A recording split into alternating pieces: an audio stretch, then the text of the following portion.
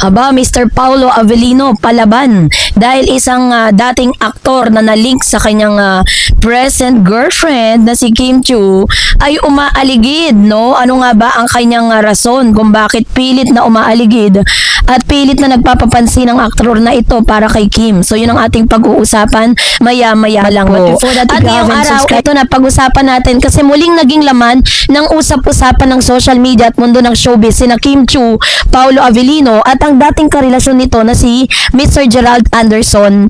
Matapos umugong ang balitang tila binabakuran umano ni Gerald ang aktres habang mas lumalapit naman si Paulo kay Kim dahil sa sunod-sunod nilang proyekto at tambalan. Nagsimula ang mga usapin matapos mapansin ng ilang mga netizen ang umano'y pagiging protective ni Gerald kay Kim sa ilang pagkakataon. Lalo na ngayong muling sumisikat ang tambalang Kim Pao nila Kim at Paulo. Maraming fans na nagsasabing tila may kakaibang tensyon kapag nagpapag-usapan ng closeness sina Kim at Paulo. Lalo na sobrang lakas ngayon ng chemistry ng dalawa sa kanilang mga proyekto gaya ng What's Wrong with Secretary Kim at The Alibay. Hindi may kakailan na isa si Kim at Gerald sa pinakasikat na love team noon sa Philippine showbiz bilang Kim Herald.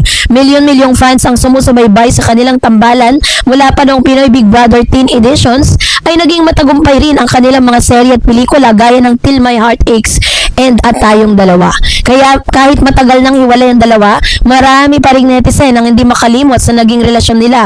Kaya naman tuwing nababanggit ang pangalan ni Gerald kaugnay ni Kim, agad nitong nagiging viral online. Sa kasalukuyan, mas lalong umuugong ang usapin dahil sa sobrang lakas ng suporta ng publiko kina Kim at Paulo. Sa kanilang mga interview at public appearances, maraming fans ang kinilig sa natural na closeness ng dalawa at hindi rin nakatulong na marami ang nakakapansin sa pagiging sweet at komportable nila sa isa't isa kahit off-cam.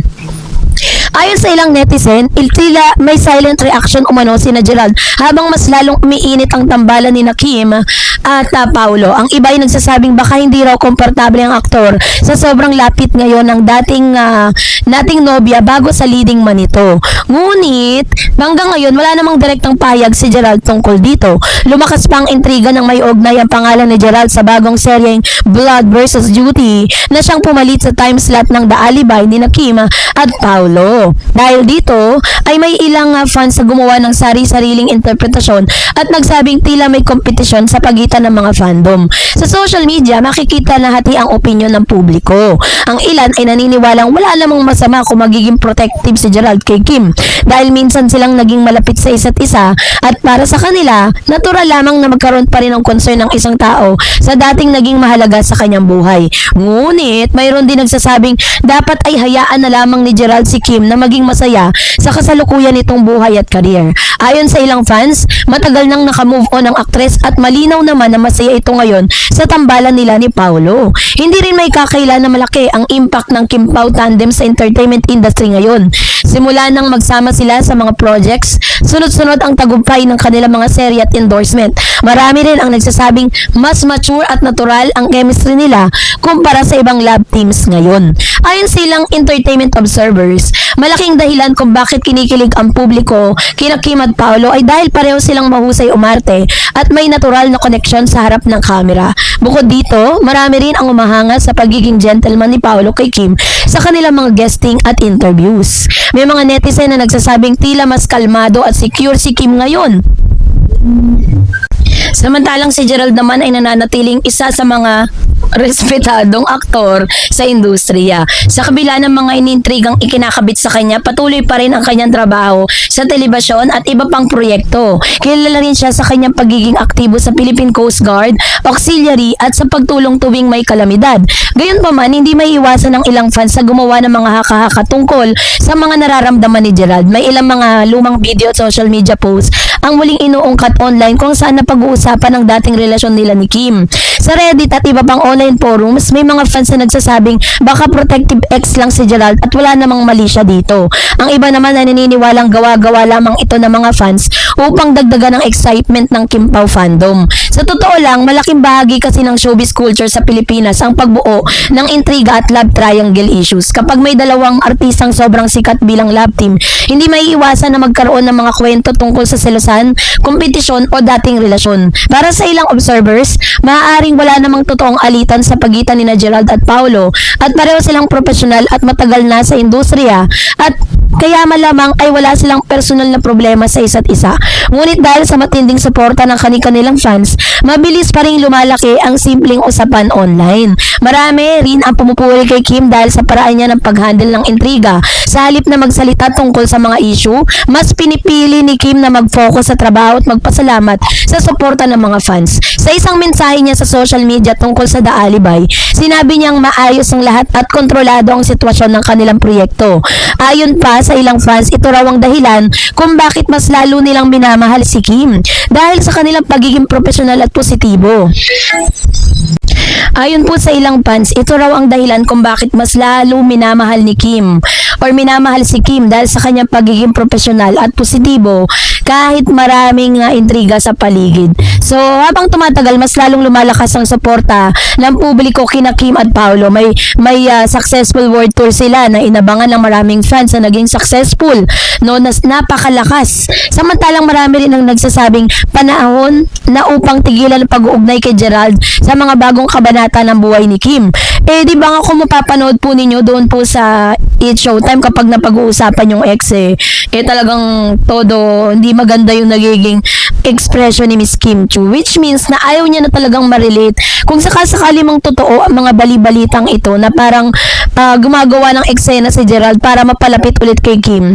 Hindi naman po hahayaan ni Kim na porkit hindi na siya masyadong wala na siya masyadong supporters, gagamitin niya yung tambalan nila ni Kim para mapag-usapan ulit siya.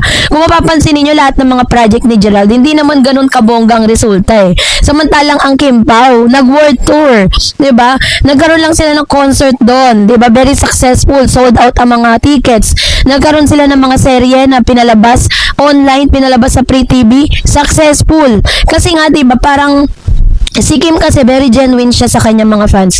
Nakita rin ng mga fans ang genuine connection between Kim and Mr. Paulo Avellino. Kaya naman siguro naman wala pong dahilan si Mr. Paulo Avellino para po magselos kasi I think wala na rin naman talagang chance si Gerald na makabalik pa sa buhay ni Kim kahit magka-love team sila, 'di ba? So kasi kitang-kita naman talaga natin na talagang Kim Pao lang talaga ang namamayagpag ngayon at talagang masasabi mo na very bankable love team po sila, 'di ba? So ngayon sa mundo ng showbiz sila hindi nawawalang ganitong mga klaseng intriga.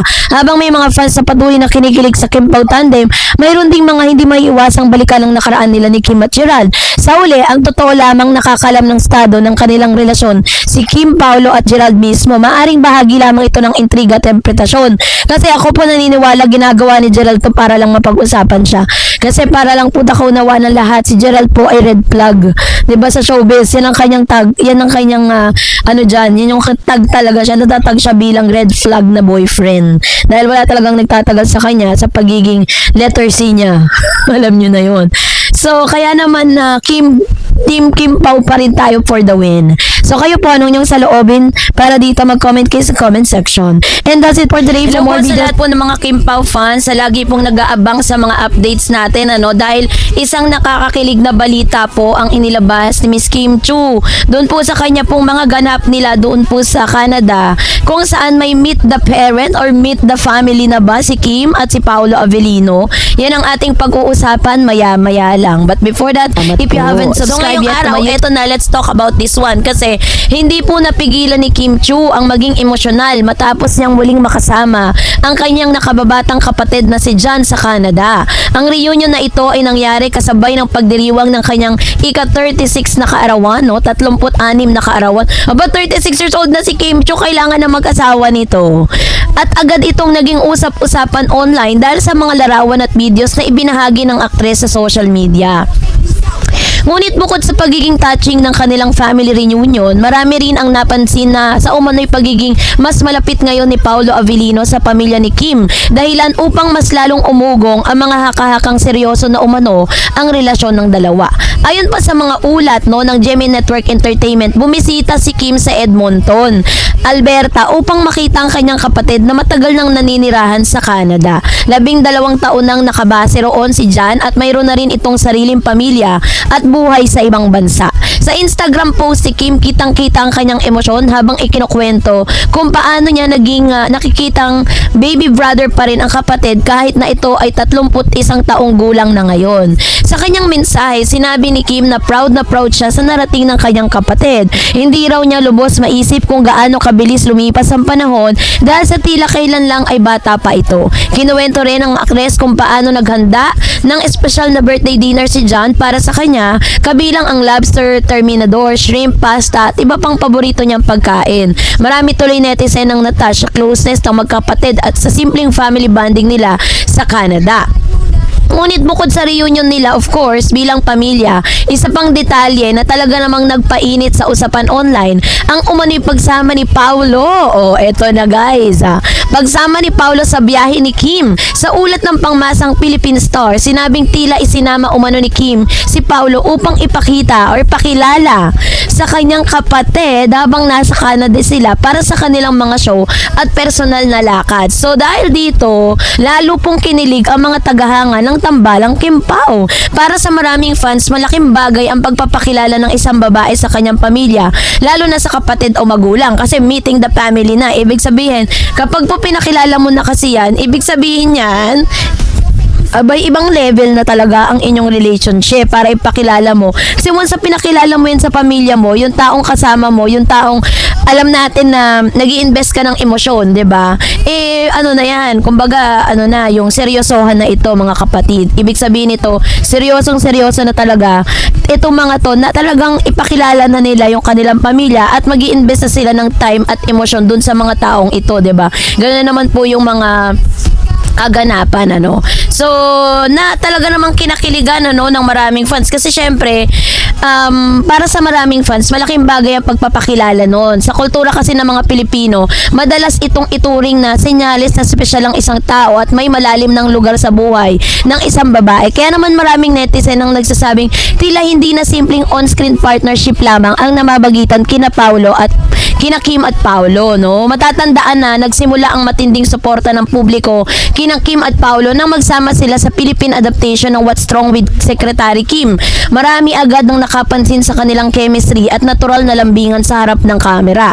Mula noon ay sunod-sunod na ang kanilang projects at public appearances na lalong nagpalakas sa tambalang Kim Pao. Mas lalo pang lumakas ang kanilang tandem nung magsama sila sa pelikulang My Love Will Make You Disappear noong 2025 at marami rin, nangangati yung ilong ko.